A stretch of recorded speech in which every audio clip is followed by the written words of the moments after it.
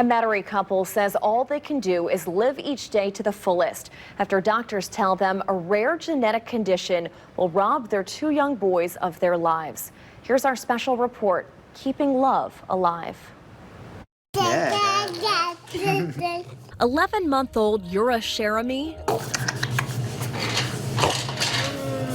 is a beautiful, blue-eyed baby boy, full of life. He is definitely the goofball. Who can stand and is on the cusp of walking. We're hoping to see him walk for sure, so we could at least get to see it for a little bit, you know. Alexi and Cruz Cheramie say it may be one of the only times they'll see their little boy mobile, standing on his own 2 feet. We know what's going to happen in the end. The parents say time is not on their side for Ura or their older son, Kai.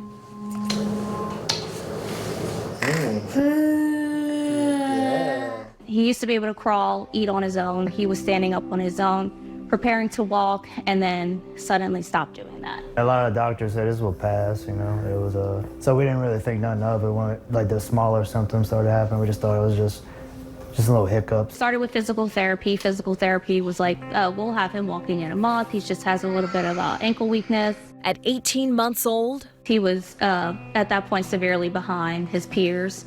And so we definitely could tell that at that point something was going on. The Cheramies say genetic testing proved what was behind Kai's weakness, infantile neuroaxonal dystrophy, or INAD for short, a rare genetic disorder of the body's nervous system. The life expectancy is 5 to 10 years.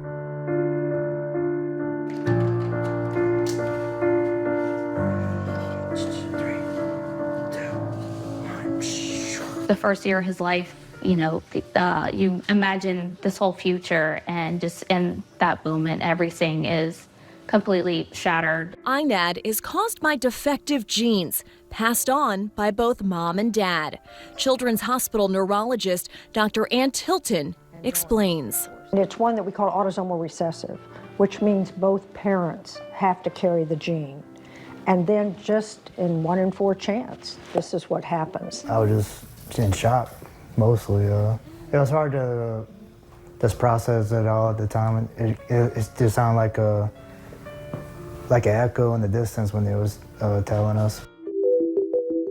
Axons are your nerves, and they're the main part of your nerves. And so what happens is this particular form is in young children, and the nerve and the axon are affected preferentially. And what happens is that the transportation, I guess you could say, of fats or lipids in our body is disrupted. And because of that, the nerves are affected. It not only affects just those long nerves, but also affects your cognition, your thinking and development. It starts with regression, so whatever skills they do have at that time, they slowly lose. Eventually, you know, no movement, no physical movement, loss of all mental abilities, seizures, blindness. Grappling with the thought of their firstborn dying before he becomes a teen, the Cheramies' attention then turned to their unborn. At that time, I was also 38 weeks pregnant with his brother Ura, so we knew at that point that we might have 2. And so, it's just a very surreal experience. When Ura was 2 weeks old, the Cheramies say he underwent genetic testing, and doctors told them he too has the terminal disorder. There's really no words to express how that feels. Every day, you know, it crosses your mind, and you think about it, and you pray that there's a mistake. Ura hasn't shown any symptoms yet, but Kai now requires round-the-clock care. He can't talk, sit up on his own, stand, or swallow, and he's losing the ability to hold up his head. The couple says Kai's in physical therapy and on lots of medication. He has peripheral neuropathy, which causes pain and tingling feelings in the hands and feet. He would scream 3 or 4 hours till he went to bed, and he'd be up to like 3 or 4 o'clock in the morning. I'm sure you wish you could take the pain away, that it was you instead of him. It always felt like that. Before we even knew what was going on, you know, we wish we could. Despite it all, Kai's personality still shines through. He is still able to look at people and recognize them and smile. Kai motivates his parents to keep going. How happy-go-lucky he can be really also inspires us. You know, if he can go through what he's going through, like, we got this. There's no cure for INAD, and as far as treatment, So what we really do is to give them most care and comfort and help the caregivers as well. So that may involve everything from mobility equipment to just discomfort and other things that might make their care in the child's life more comfortable. according to the INAD Cure Foundation, only about 150 kids worldwide are affected.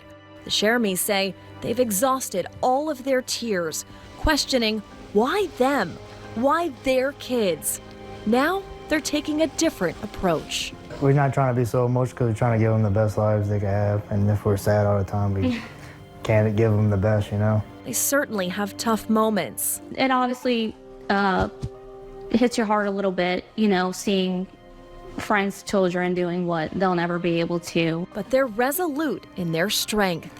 We just believe, obviously, that there's some points in all of this. You know, I do 100% believe that we were made for them, you know, that we were meant to be their parents. They cherish every single moment. Our outlook on life, I think, has definitely changed.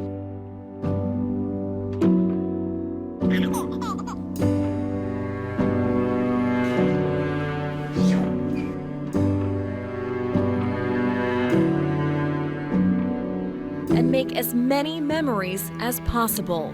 We definitely understand how every day is not promised.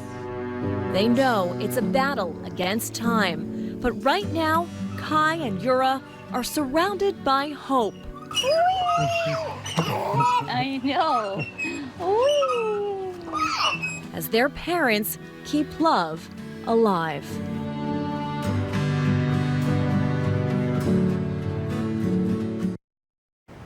The Cheramies are trying to raise money to buy a wheelchair-accessible van to be able to take their boys to and from doctor's appointments. They're also hoping that one day the INAD Cure Foundation will raise enough money for gene therapy, which could help to alter the course of the disorder.